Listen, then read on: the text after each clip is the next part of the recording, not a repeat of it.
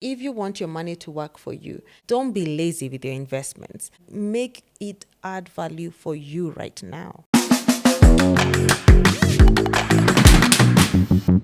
Hi, and welcome to another episode of Founder Diaries. Thank you so much for tuning in. A reminder to please subscribe on whatever platform that you're listening or watching to this on. And I'm going to go ahead and introduce our guest for today. Her name is Liz. I will let you tell us your full names or what you do, and then we'll get right into it. I'm Liz Njuguna. Oh, first of all, thank you for having me. I'm Liz Njuguna, founder and director of Risiih Investments Limited. We are a land selling company that actually focuses on empowering women, specifically through land banking options. So technically, we don't sell land. We sell security, we sell investment, we sell land banking. That all is translated to land.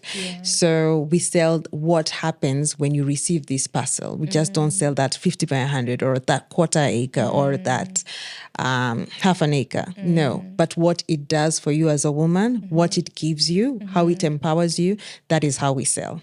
I had a statistic that less than 1% of title deeds owned in Kenya are owned by women. Is that true? Imagine. That is actually a fun fact. It's insane. It's crazy. Yeah. Women actually back in the just recently as recent as 1994, if I'm not wrong, that is when the constitution changed that allowed women to legally inherit land.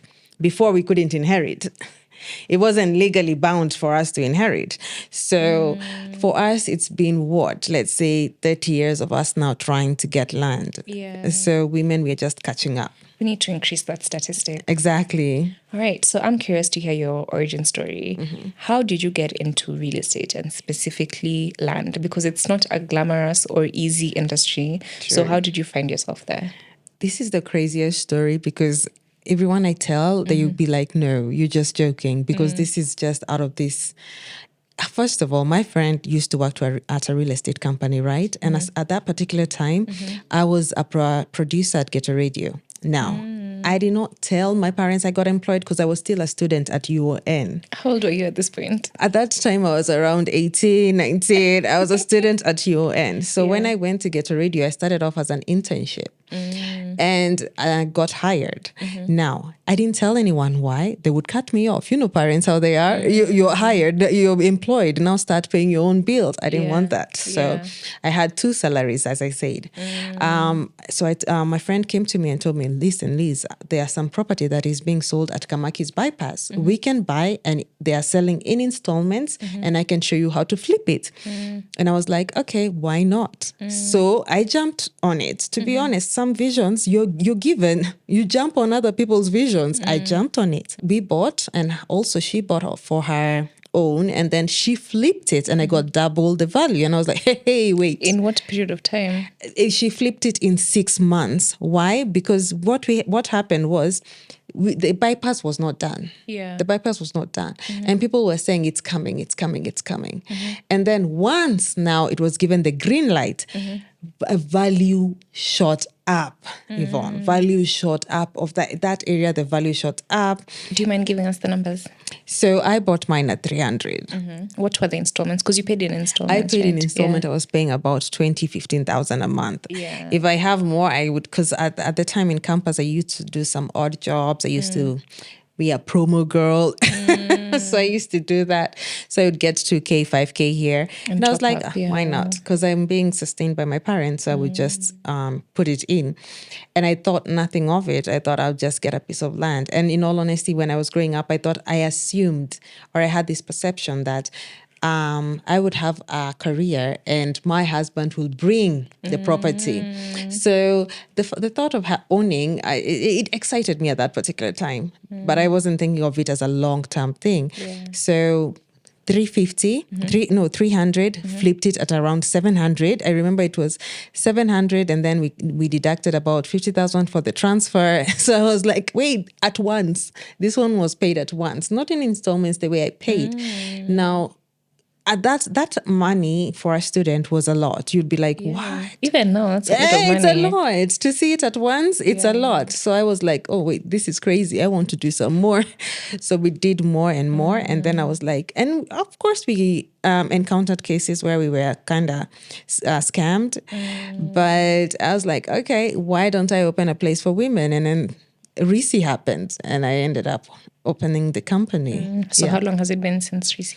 It's 5 years. Yeah. But that was a lot of discipline. Like me, if I got 700K as a 19-year-old, I'd be like, what car can I buy? I wouldn't be thinking, let me multiply this money. In all honesty, if I was to, I think based on my background, I really didn't, I wasn't quite hungry for money because I've always been, my parents have always been comfortable. Exactly. Yeah. So I really wasn't that kind of hungry. I was like, okay, why not? And if I was to be very sincere, also that time, the only thing I needed was to go out, make friends, and that was life. That was my life in the fullest, and I enjoyed it. So I think it happened at the right time, because if it had happened later, I would be like, I need a car. I need a new phone. I was not even, I need a BlackBerry. I need all this. So it happened at the right time. Yeah. Okay. What would you say are some misconceptions that you had now going to, I'm going to start Rissi and I'll help other women multiply money, like how I've been multiplying money. So what are some challenges you've encountered along the way that made you realize, wait, it's not as easy or as straightforward as that, not doing it as a business? Oh my God. First of all, I wouldn't even vouch for anyone to do it unless you're crazy enough to do it and you have the patience. And let me tell you, like within the first year of starting my company, I started graying. My hair started going gray. Let's start there. The biggest thing was that when I was buying land, I was dealing with people who are around their 80s, 70s, and they would not sell to me as a woman. They'll be like, no, siwezi uza they would call the land a woman. Siwezi uza mwanamke wangu to another woman. Do you know how many husbands I've hired? Do you know how many husbands I've hired to go for these agreements and have them discuss and whatever? That's a crazy thing to be discussing in 2025. I know. Ukondani, people still, the mentality hasn't changed. And you cannot change habits of an old dog. You just have to move with the waves, and just, that was the biggest issue.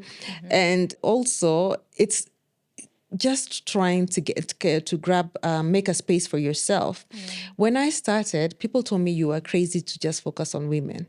But, in each industry, you have to have a target audience. You have to service a particular audience, because a large number of the title deeds in this country belong to men. The conception was that target the men or general, everyone else. But you need to target an audience that people that don't feel included in this situation. So I was like, why not create a space for women where they feel included, where they feel that they are being called upon to actually venture into land banking. So I used to get a lot of, you're going to fail. You're crazy. Let me tell you, I'm giving 2 years, but hey, 5 years now. Here we are. We're still here. We're still pushing. So I feel like those were the biggest challenges I had. Tell me your first project now as Rissi. Now moving from just buying for Liz to flip for Liz to now I'm doing this and trying to attract customers. Tell me about that first. So the first project, first of all, my partner that had to come in and step in because they needed a huge deposit for me to buy in. Now let's How talk big about was the property? The property was 10 acres. When I started as an individual, I was like getting 3 acres, 2 acres, and I was like, it's time to dream big. And that was the time I was like, Rissi now is focusing on women, because I would buy and sell as an individual. But now we are coming headstrong about now focusing on women. Now that time I was like, what is the best place? How can I get an audience that look like me? Because I'm not going to target my mom.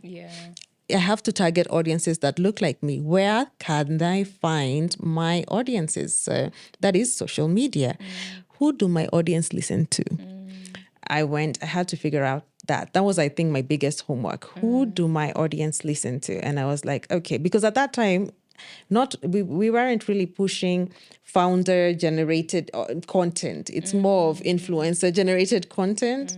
So I didn't push myself as the founder. I partnered with people to push my project. And I went to, I think the first person who bought the idea was skate actress and feel. So they believed in me. And that time I didn't even have money. I was like, you know what, just buy into the project. And they bought into the project themselves. And they actually have land there. And they believed in me. And just from there, it opened doors for the company. Yeah. Having also just Kate standing through, and then other people came through, and then trusting in whatever I deliver, seeing the vision, it just opened doors. A quick pause. Let's hear a word from our partners over at Digitax. Running a business in Kenya is already like juggling so many balls, and you almost feel like a clown in a circus. Good news is that Digitax is here to make this process a lot easier for all of us.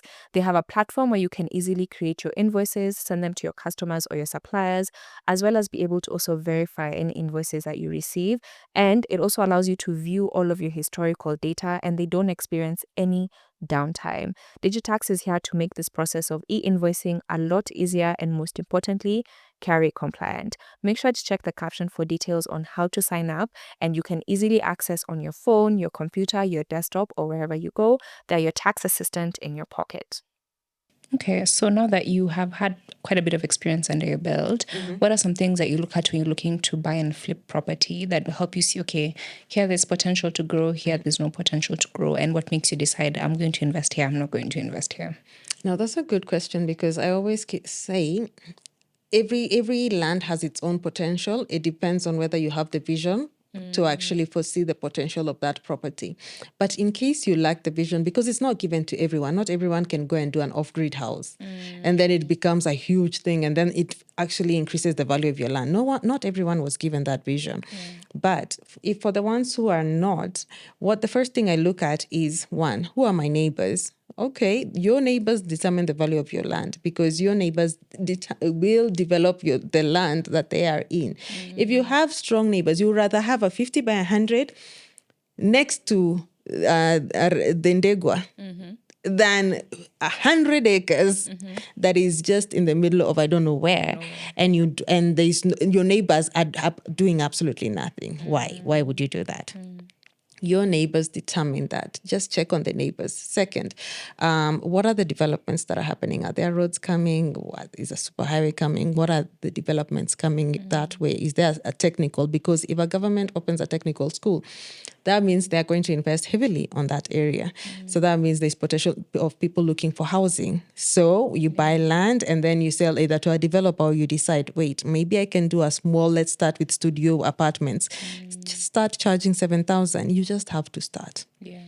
And those are the key things that I look at, when I'm actually looking for land, especially for my clients. Yeah. Okay. And is land as profitable as people think? And under what conditions? Like, what are some things you can do to try and maximize on your value? Now, here's the thing. One, land is one of those patient investments. You have to have a lot of patience. And during this period, let me just compare land with something like, let's say, money markets, right? You're told once you put 300,000 in the next 10 years, this is what you'll get. Now, once you put 300,000 in this 50 by 100, they say in these 10 years, there might not be much difference, but you're not dying in 10 years, are you? You're not. What happens after the 10 years? What happens after that? Because the value of the land will go up, development will happen. So when it comes to land, it is one of those slow investments, but it is one of those safest investments to make. And also do something with that land. Put up trees, increase value, do farming, beekeeping. Don't be lazy with your investments, especially land. You don't have to be lazy. Yes, you can wait and then be like, okay, I'll just transfer it to my kids. But if you want your money to work for you, the same way you go to work and sweat out, don't be lazy with also this investment. Make it add value for you right now. Yeah. Okay. Now shifting into the business aspect of running Rissi, what are some hidden costs that you now begin to encounter that you didn't foresee, especially shifting from doing this now just as an individual to now this is structured under a company? When I talk about hidden cost, I think the biggest cost was sustaining yourself as an individual, and you didn't know it. Because one thing I should have learned is pay myself. Because if you end up just taking 100 bob here, 200 bob, those are hidden costs of your sustaining. You think that, oh no, I'm just running here, I'm just eating in the office 200. Before you know it, you've actually taken 50,000 from an account.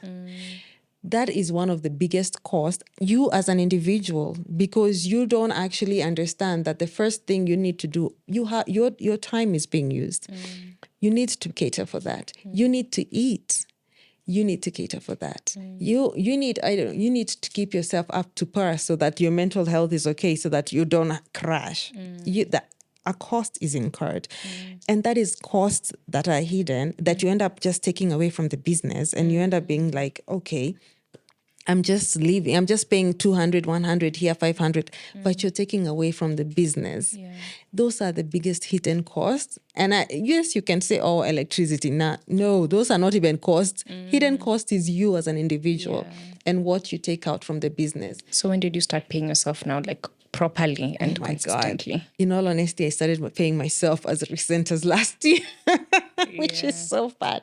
As recent as last year, because I understood that my time is value. And the same way I pay influencers or anyone for marketing, even my sales team, I deserve also to be paid for my time. And with that, it helped me structure how my expenses, and I understood living on a budget. Before you are like you're seeing money in the account, that is not your money. It's the business's It's money. the business's money. Yeah.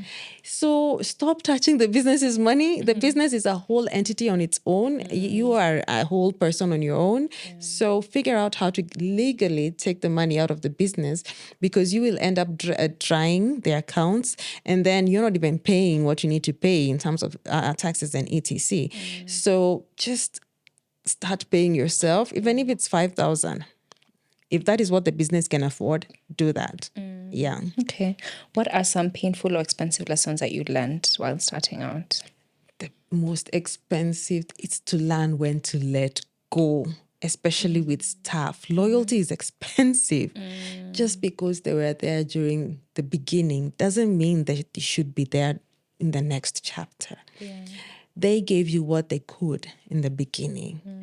But I am a victim of keeping people longer than they should have been in the business in the name of they were loyal, but they're not as productive as they were before.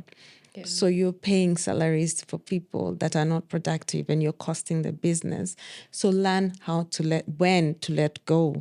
And the first time I had to let go of people, so I got a HR person. And I went and I hid in the car. I wasn't going to be there.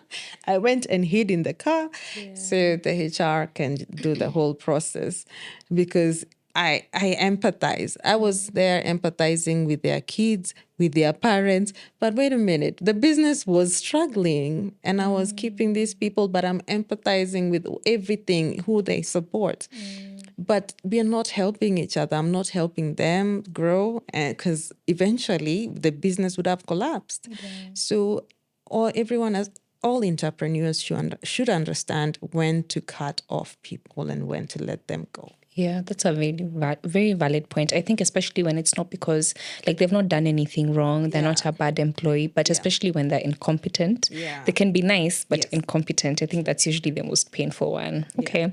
Have you ever lost money on a deal, or almost lost money, and what happened? Oh my God. Yes, I had lost money on a deal.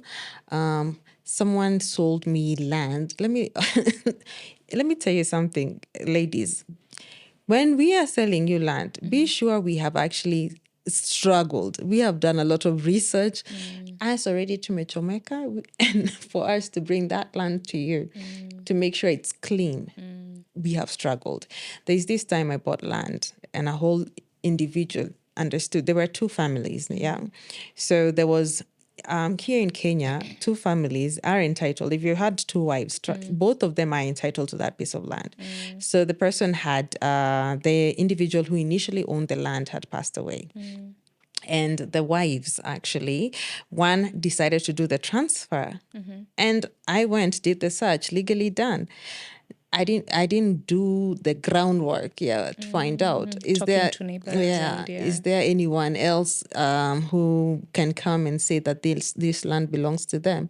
So I put a deposit, and when I was busy trying to put beacons, oh my God, people came out of nowhere and they were like, wait, what are you doing? Like, I bought this land. No, this land it has an issue. The second wife is the one who did the transfer, but the first wife is like, no, we haven't agreed. This is not part of what she should own. So I lost some money there, and it became a huge back and forth, but it became a learning curve. Please go to the ground, talk to the people there. They know the history. They will tell you the grandfather who owned that piece of land and who he transferred it to, because you wouldn't know that person had two wives. Probably even he had a third one. It's because I just didn't meet them. So that was one of my biggest losses. Okay. When it comes to dealing with customers, especially, because if someone doesn't have, the same scale or experience that you have had in the industry, someone can be green, they can have a lot of expectations. How do you educate clients who want land but have unrealistic expectations? And do you sometimes have to turn customers down because there might then become now difficulty trying to manage them? First, I don't think I've ever turned a client down. I always try and give the client what they want, but I'm very realistic in what I can provide, because you cannot come to me with the budget of Nanyuki and expect to get Tindegwa. That's not Tigoni, possible, or Tigoni. As in, your budget determines where you can actually get a piece of land, and people would have high expectations. I thought it would be this way. I thought it would be that way. No, we are not in Karen. If we had Karen money, we would be in Karen. So that sometimes is very difficult. And also, people are so used to finished products that they cannot see what is to come. And in order for you to paint a vision for them of what is to come, you really have to be a good storyteller. And unfortunately, sometimes people don't get it. They still don't see the vision because they are so used to, right now, I can see high rises, I can see apartments, I can see this. But if you take them to a piece of land for them to vision it, it's really quite hard. So I feel that has been my biggest challenge with clients, but eventually some will get it, because by the end of the day, what I sell to them is not that piece of land, but what that piece of land can do to them. If you're able to show your client what that property will do for them and do for their kids and do for the other generation to come, they will buy into it. So it's just how you market it and sell it to them. Okay. Yeah. So back to your team. What does the structure of your team look like now? Do you have anybody helping with operations, with management? Who do you have as your staff? I'm curious to see what your team structure looks like. Okay, first of all, I used to do absolutely everything, and I couldn't sustain it. So I got a head of marketing, one, because you need to get someone who can actually understand the audience and understand what it is that is required right now on social media, because they keep on changing rules. The way I used to put ads on Meta is not the way now ads are put on Meta. So there's that. I got a marketing manager. I got a operations manager, because you need that person, an admin one. And I got a sales manager to manage the sales team. Those three heads enable you to actually function, because you have to break down your business as to what are the three departments that make sure you get money every single month. One, the admin to run the whole office. Second, the marketing manager to ensure that we have content out that is getting us ads and leads to sell. And third, the sales manager that is managing the sales team to make sure that they are able to convert the leads that we are given. They are able to sell the vision that we are selling to our clients. So once I got those three, I think that's when I stopped seeing gray hairs. They're still the ones that still came. They're still there. But they're no new ones. But they're no new ones, actually. Yeah. But oh my goodness, let me tell you, business, you have to be a crazy person to be a business woman. And what was that trigger point to tell you, okay, I need to get an ops person now? Because I think as entrepreneurs especially, we're kind of conditioned to want to hang on to everything, especially the management level kind of things. So what was that thing that made you make the decision, okay, let me just hire someone? Okay, I think one was me being overwhelmed. I was very overwhelmed because I cannot do procurement of the land, do packaging of the land, do selling of the land, do transfers, do agreements all at once, and do site visits. It became a bit overwhelming, and overwhelming meant that I had to now slow down, and slow down meant it cost me financially. So when I realized that me micromanaging cost me financially, at that time, unless it costs you where it hurts, you will not change it, because you're like, this is my baby, this is my vision. Yeah. I want to run it the way I want to. But until it hurts you, the point you feel like, oh my God, wait a minute, I'm not able to cater to bills because there's no money coming in. That's when you need to be like, I need to let this department go so I can focus on this one. I'm not able to, we don't even have land to sell because I'm busy here micromanaging instead of looking for more properties that can help us grow. So that was the point. And of course, sometimes you just have to let things go. Yeah. You cannot grow if you don't let things go. You already know where you should be. So in order to get there, you can't be the one being like, font qua Instagram, it's not making sense.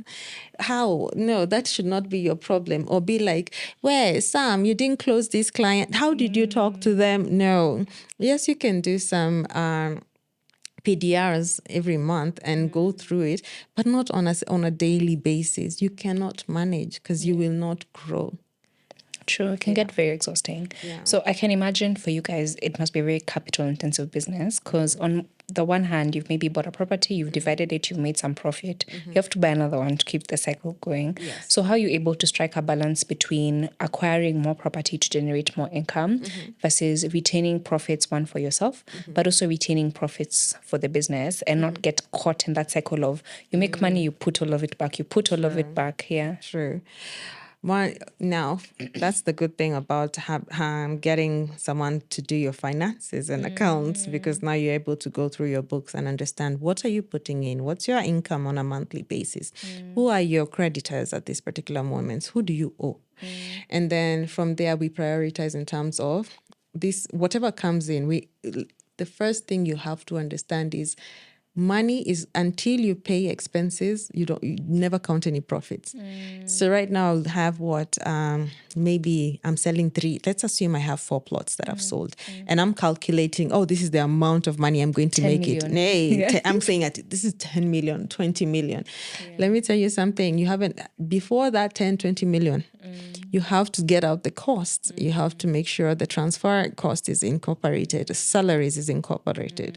And from there, one thing I think used to hurt me was I used to assume that just because I am heading to site visits every single day means that I am making money. No, it doesn't mean. There are costs that you incur during those site visits. Yeah. And if you don't learn when to cut off and re-strategize, you'll end up making 300 site visits but only sell 2 or 3, and the profit, and it eats into your profits. So once we started doing a budget, we started saying, this month this is the budget, marketing this is it, transport this is it, salary we already know this is it, consultants, because we have consultants that help us, this is the budget. We understood the budget, so whatever came in, we actually did an analysis that there's an actual budget, of course, of whatever we expected this month. So we do like an variation of the actual budget, the budget we had put, and what happened. Yeah. So now that helps us in terms of planning. So when you calculate your profits, it's easier that way, because you don't have high expectations, but expectations, at least your heart is not broken. You're actually able to manage. Okay. And this you learn on the way. How often do you check your books? Like, how often do you have these meetings with your finance team? First of all, I do have an accounts meeting every Monday with my accountant, because we are one of those people who get paid in installments. So it's not at the end of the month, that's where we're getting a huge chunk. People can pay every single day, as little as 5,000, 2,000, 10,000, or the whole amount. So we have to check the books on a daily in terms of income. But now at the end of the month, that's when you do a variation of expenses and income. And we see, okay, this is exactly what we did. This is what we're supposed to pay out in commissions, etc. But have a weekly meeting with your accountant every week. And also one thing I would tell people, if you are in that business where you receive income every single day, ensure that you get just like a record of what came in every single particular day. That also helps you in terms of budgeting, and you're able to understand which are your peak days and which are not your peak days, and you can plan accordingly. I think it also gives you a temperature of how things are going. Like you can be sitting somewhere thinking, things are fine. Yes. And then you check the books and you're like, what? So what are some recent decisions you've made based on looking at the numbers? Maybe something that you were thinking a certain way, but the numbers were telling you, actually, no. Yeah. I think also the first thing I did was I think, which was the hardest, like I said, I let people go. I looked at the books. I was like, this is not making sense. I mean, I'm just keeping people here. I let people go. And from there also, I also did a thing of readjusting my marketing. Because I understood that I'm spending a lot of time or a lot of things based on my vision, what I want, but I'm not listening to the marketing team and what is on ground. And that was a shocker. So what my vision was like, spending so much money on marketing, etc. Oh my God, look, guys, we can do this and that and that. And now someone is coming, wait a minute, let's be realistic here. You need to cut down on this. This is not making sense. Financing is not, you're spending too much on this. You're targeting the wrong audience. Your audience are not found here. Yeah. So that kind of helped me a lot. And that was one of the decisions, that was one of the things I had to cut back on. I was like, I'm spending for the purpose, I don't know. Sometimes when you become an entrepreneur, you try and understand, why are you doing this? Are you doing this to prove a point, or are you doing this for growth? Because sometimes you do things out of your ego and not for the growth of the company. The business or objective. Yes. All right. So where do you see Rissi in 10, 20 years? Like, what's the end vision or the end goal you have? Like, if you were not to think about how to get there, but just the vision that you want, what is that? So I've always wanted to open branches in East Africa and Central Africa. I really wanted to take my vision into different parts of East Africa, because we have the same problem. We are not women. We are not the landowners. We are actually struggling to actually own land. So creating a space in East Africa for women to do so, that has always been my dream. And eventually also doing construction. I know it's going to be heavy, but I also want to build home with women. I want to build their homes. I want to create a space where they can live in, and just not give them the land, just guide them on what they can do with that property to either earn income for it, or just create a space where they can call home, or a safe place. So that is the main goal. That's the end goal. But I'm sure it changes. But so far, that's what I see in my head. Yeah. I'm curious to hear, where else is Liz, like you personally, where else are you investing your money that's not land? Oh, that's a really good question. Funny thing, and it might be a crazy thing, but a majority of my money I've invested in property, to be honest. And whatever I can get, I would come back and invest in property that I can develop. So apart from just having land just bare, I'm developing property for people to do, for where I can do residentials and get some income from it. I might be old school. I'm just investing in the places that I am most comfortable in, but I'm investing in places where I know people will need. Because by the end of the day, regardless of whatever I do in 5 years, 6 years, people need a place to stay. People will need a place where they can call home. So that is an occupation, or that is something that will never die down. So I just continue building, and then I'll start with myself, and then from there I'll be like, ladies, I'm doing it, and these are the problems, and these are what not to do. And then I can create a space for them to do it as well. Okay, that's valid. They say invest in what you know. Yes. And also they say any business that's centered around the 3 basic needs is always going to have customers. true. Yes. Exactly. Absolutely. All right. What's something that you must do every single day or every week that you think really contributes to you as a founder, whether it's mindset or being able to succeed, but a daily ritual or habit that you have? Journal. I journal. I am a believer of writing it down. Write your vision, write what you want down. I am not a Bible reader, but I'm sure I have heard that there's somewhere in the Bible that says, write your vision down, write it down. I am grateful I am grateful that I'm sitting here with Yvonne Kanye, and I'm grateful for this opportunity to share my story. But also write for what you are grateful in things of what to come.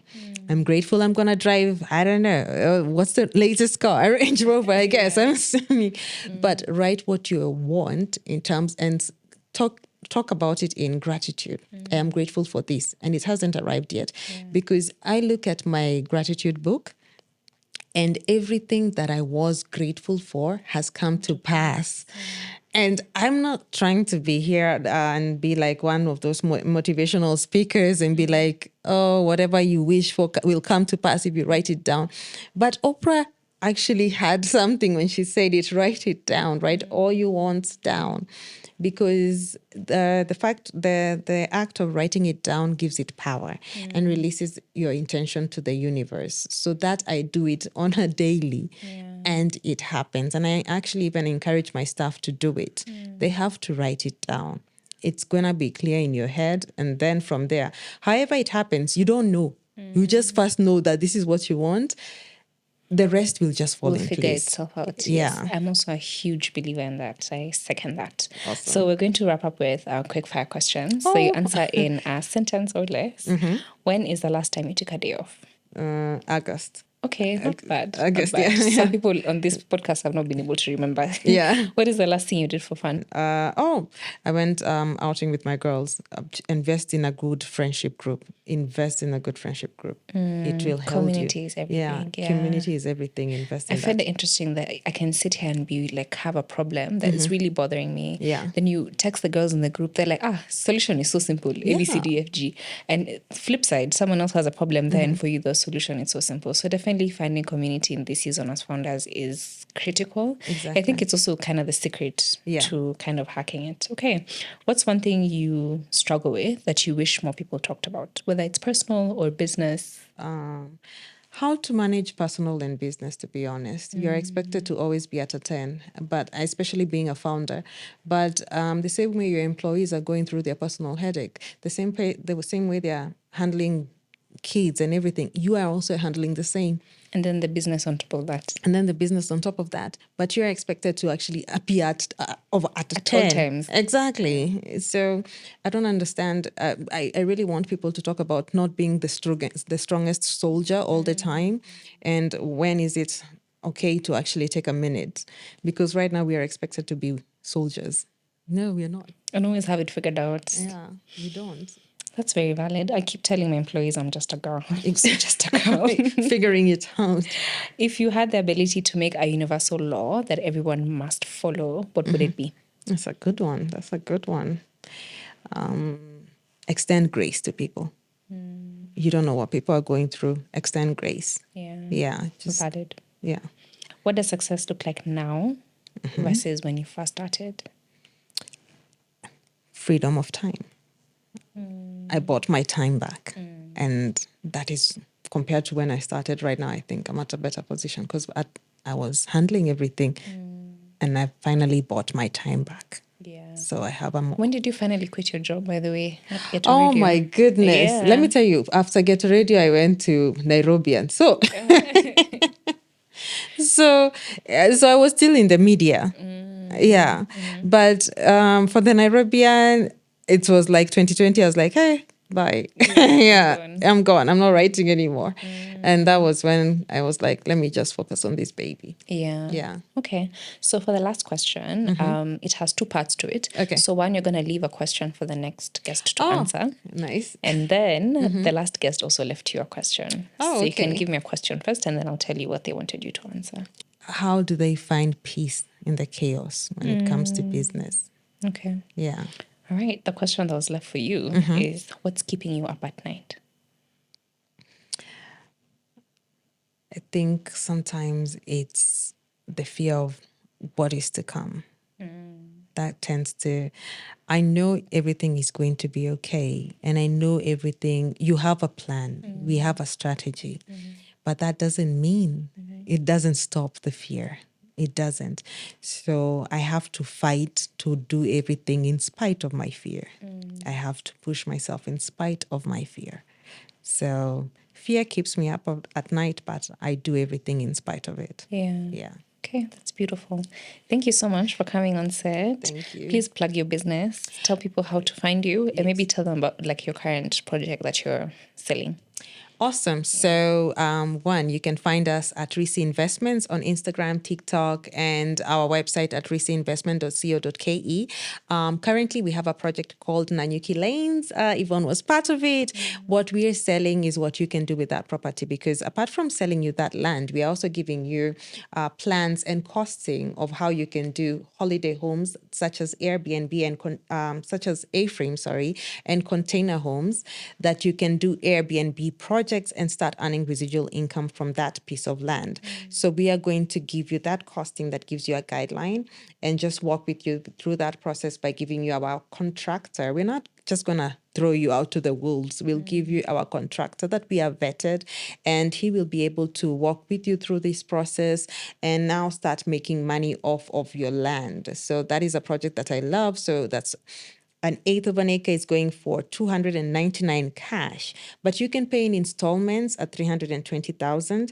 So just a $50K deposit and the rest pay slowly. So that is a project dear to me because not only am I giving you your title, I'm also giving you plans that can guide you on how to make the best out of income generating opportunities from land, because people don't talk about that more. And that's a good place to start. Yeah. Okay, great. Thank you so much for coming on set. And thank you for tuning into this episode of Founder Diaries. Catch you on the next one. Bye. This podcast is proudly sponsored by Beauty Square KE. Beauty Square was my first full-blown business and the brand that pulled me into entrepreneurship and shaped so much of what I share here. In many ways, this podcast is an ode to that journey, the lessons, the growth, and the courage to start before everything was figured out. At Beauty Square, we're passionate about helping everyone become a skin expert, offering authentic products, from TikTok favorites to proven solutions for acne, dark spots, and more, with a team ready to guide you through all the right choices. Visit us at our CBD or Lavington branches for expert treatments like facials, waxing, body scrubs, and massages from our sister brand Sage. Find us on Instagram, Facebook, and TikTok at beautysquare.ke and at Sage Skin, spelled SAGESKNN. And thank you for tuning in.